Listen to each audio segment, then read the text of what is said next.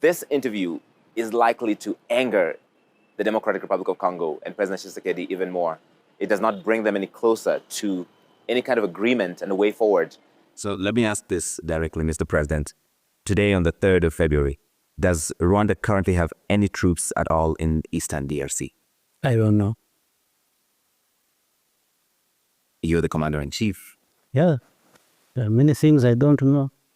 But if you want to ask me, is there a problem in Congo that concerns Rwanda and that Rwanda would do anything to protect itself? I'd say 100%. Does this risk a war in the region? I don't know. I don't think anybody is interested in war. It's stunning to hear President Paul Kagame say he does not know if there are Rwandan troops in the Eastern Democratic Republic of Congo. He's the commander-in-chief, so is it possible that there could be Rwandan forces in another country violating the territorial sovereignty of another country without the knowledge of the commander-in-chief?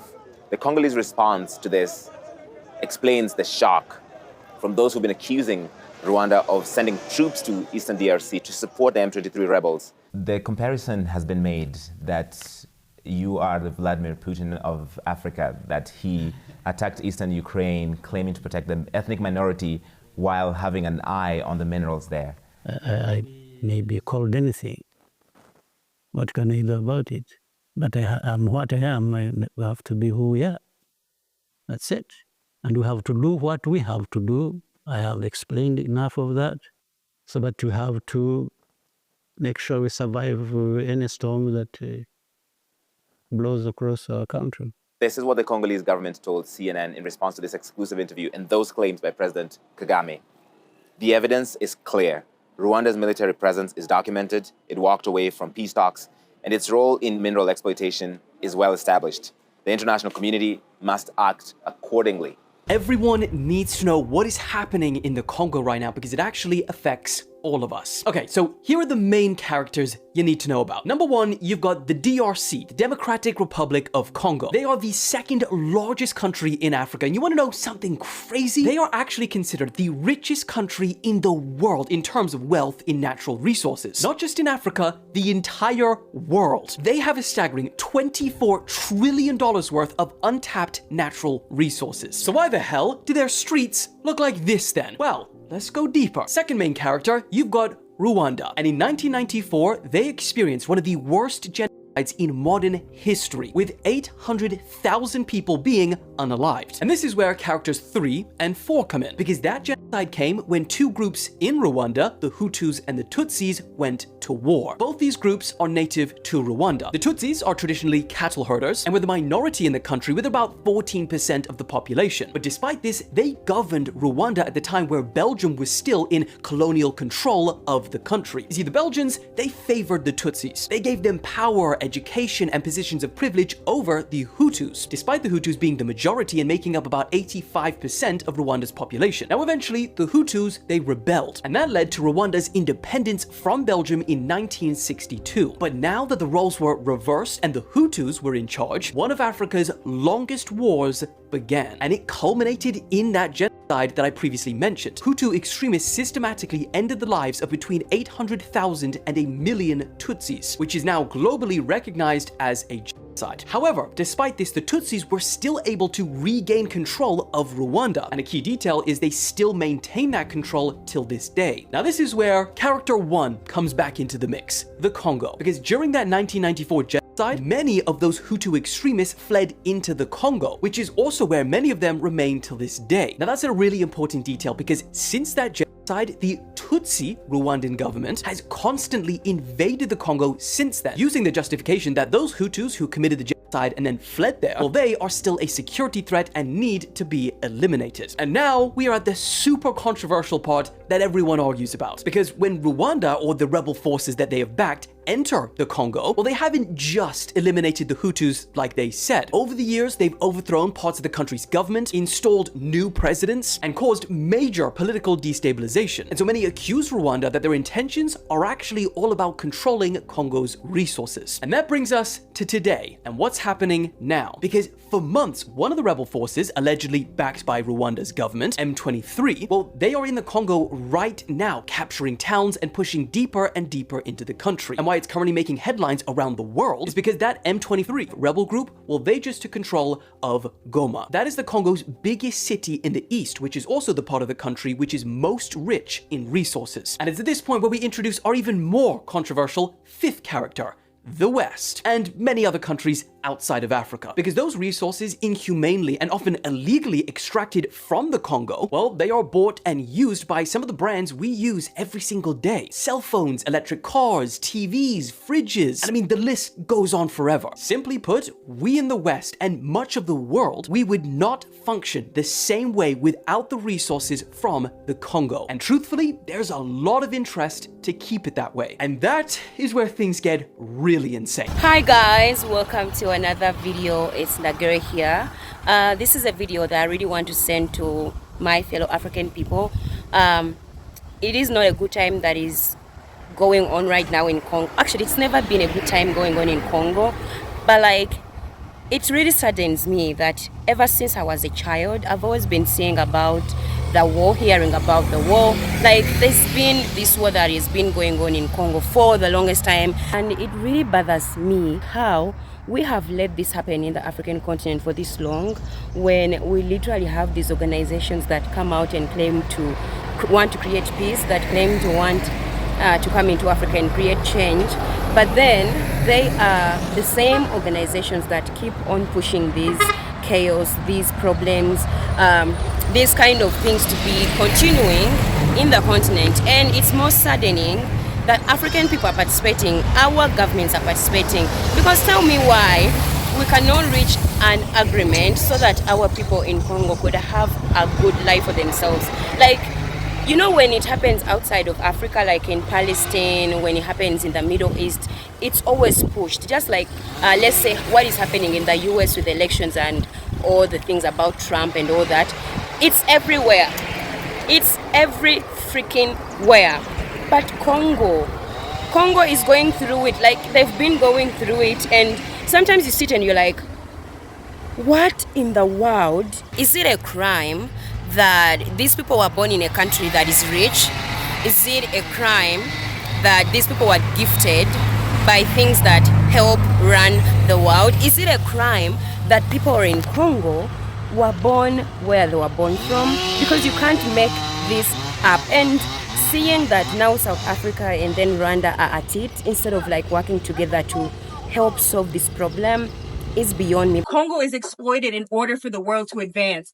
All the technology that we have, in order for us to advocate for everything else that we advocate for on the internet. We're in the 21st century. Technology is vital to our lives. And it's all because of Congo. Yet nobody cares. Everyone's silent. These streets are empty. There's no noise being made. On the internet, if you look at the hashtags for free Congo, if you look at the hashtags for free Goma, the numbers are abysmal. Abysmal. Why is that? Why don't people care? And it's not just technology. The resources that are taken from Congo in order to advance this world, pacemakers, life-saving technology, life-saving equipment, clean energy is advancing because of Congo. This world is moving forward, and it has for centuries. He really said, President Paul Kagame, that the whole international community is confused about what's going on in the DRC. It's interesting he would say that, not because we can't connect the dots. No, it's because these politicians, whether it's Kagame, Museveni, Hassan Sheikh Mohamud, Ruto, throw Ramaphosa in there, they're all playing a game of chess while the rest of us are playing checkers. See, it's the lies that they are telling, it's the pointing of the finger, it's the he said, she said, it's all smokescreen to keep everybody confused and distracted about what's really going on in the DRC. And for some of you guys, you need to stop worshiping these politicians like they're saints or idols. Like, they really don't care if you get paid tonight or even have running water or even electricity. So what's really driving this? regional rivalry, ethnic tension, or just straight up resource extraction. And you do not need King Leopold II to tell you it's all about natural resources, because at the end of the day, that's power and money. And in geopolitics, that's the only language that matters. Now, don't get me wrong though, ethnic tension is well alive, not only in the DRC, but all over the world, okay? It's not a new phenomenon. And I see people asking questions like, who's really M23? Who's really FDLR? We're gonna get to those conversations, but it has been proven that politicians are known for weaponizing tribal conflict as a false front while they fight over who gets a bigger profit. See, it's never about protecting communities. It's always about who's securing a bigger cut. In our next video, we're going to talk about where do you find these bigger cuts, okay? Basically the conflict regions. A lot of people are saying, let us condemn Kagame. Let us continue to make him the devil. And we're saying we cannot do that, because ultimately, the biggest problem is not necessarily Kagame, neither is it Tshisekedi, neither is it the Congolese leaders. The problem is imperialism and colonialism that created borders that separated us, So and then we elevate it through our own tribalism. That's what we need to deal with. How are we going to resolve this? We have to unite. What is the lasting resolution to this? The lasting resolution is, number one, we need to fight the super problem in Africa. We need to fight the enemy. The enemy will always be colonialism and imperialism that has got actors that are actually financing both sides. So people say Kagame is a Western puppet. Yeah. He is working for the United States. But you saw the Congolese were using mercenaries from NATO. They were using mercenaries from Romania. Romania is a NATO country, and these are soldiers that were So NATO where is soldiers. African Union? Which is why we are asking now that where is the African Union in all this? One of the biggest misconceptions about the Congolese genocide is that it's simply Africans fighting each other. The reason that is a misconception is because that is what the media shares with you. This image is a perfect depiction of what's happening. See all those countries that are hiding behind Rwanda's M23 rebel group, backing them, equipping them, resourcing them to kill Congolese people? There was a time they didn't have to hide behind them, by the way. There was a time that even the Nazis were being brought down to Congo to come and burn villages. It is so much easier to steal from a house that's already been broken into, where the parents aren't home and the windows are smashed in. Right now, Congo is that house. People who rightfully live there are being pushed out, abused and unalived. All for the sake of money and technology and cheap and free labour. So that we can clap every single time a new technological advancement has happened, while Congo continues to suffer from it. Just in case I didn't mention it earlier, 30 plus years. And some people are finding out now, which is great. So let's keep pushing out this information. Nearly 300 foreign mercenaries have recently surrendered to the United Nations peacekeepers in Congo. They have been granted a safe passage to Rwanda for flights back home to Europe. After plundering Congo's minerals, after being part of the problem in Congo, after committing heinous crimes that may never be punished, they are now back home in Europe. They must be investigated and held accountable for all the crimes that they have committed in Congo. There are an estimated 10,000 mercenaries operating across Africa, spanning conflict zones from Congo to Central African Republic, from Libya to Mozambique.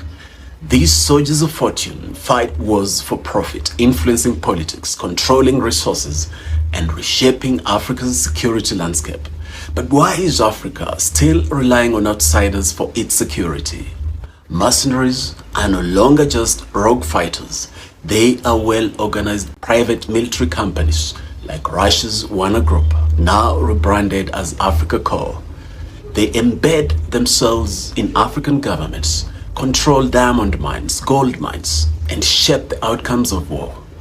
With weak governance and limited military capacity, some African nations see them as a necessary evil, but their presence often leads to instability, corruption, and widespread human rights abuses. For Africa to reclaim its security, we must strengthen our own military institutions and regional security alliances. We must break free from reliance on foreign mercenaries. The answer lies in understanding who really benefits from these private armies. The audacity for Rwanda to let people that came in as mercenaries in a country, took down probably a lot of people's lives, to be given a flight to go back to their country, Africa, you're beyond me, because this is insane. You can never see that happen to an African person or a black person outside of Africa or in the hands of palm people. If they hear that you did something to them, you will not survive. You cannot get away. But we are still letting these people come in because, I mean, I don't know, like, what do they really give us that so much that we are able to trade the lives of our people with these people? Like, it's so ridiculous. Like, oh my goodness, I saw that and I was like, are you joking me? Are you joking me? This is why these people are able to come into like our continent and do whatever they do, because they know they face no consequences. Because if the mercenaries or if these people that come and take down the lives of people are able to be given flights freely to go back home, you can't tell me otherwise when it comes to other people that know nothing about anything military. That shows you where we stand as African people and where these people stand, and they know they are privileged. They know they can get away with this. Like, this thing of Congo is pissing me the F off, and I can't stand it, because there's no way since I was a child I've been hearing about this freaking thing happening, and it's still happening today. We are still letting our people lose lives like recklessly because of gain, because of power, because of control. Like, this is insane. Can't we really find or figure out a way where we are able to extract minerals, where we are able to produce things so that the whole world can benefit, especially African people? Because in this whole thing, it's Africans that are losing their lives, resources, people, and these other groups of people are just enjoying the fruits of everything that comes from Africa. Like, guys, you can't make this up. I'm so sick and tired of sometimes, excusing our leaders like, oh, they are used by the West. Guys, they accept. These people are accepting to take down the lives of other African black people for their own interests, and it's disgusting. We cannot keep on having this happen in our continent and just shut up about it and, use the excuse of our leaders being used by the Western governments when they are willingly accepting to do this to their own people. How on earth are we going to be free if we are still hurting us? How are we going to still be free if we are still dividing ourselves? Because even those boundaries like Congo, Rwanda, South Africa, Uganda, like, that was still implanted on us through colonialism, and we are still letting it stay because we kind of like it. We like, putting ourselves down. We like fighting ourselves. Now we are taking ourselves down in terms of life, and it's sad. It's sad. Like, really, people of Congo deserve better, and this is sad. I can't, like, I get sad really watching these videos every single day. How is Africa still letting this happen? Why are we so broken? Why are we so freaking broken? Guys, that is it for me, the video. I can't add on this. Like, you heard what the people said. Let me know your thoughts on it. Whose fault is it? It's enough. Enough is enough. Guys, thanks for watching. Don't forget to like, subscribe. Yeah, I'll see you guys in another video. Bye.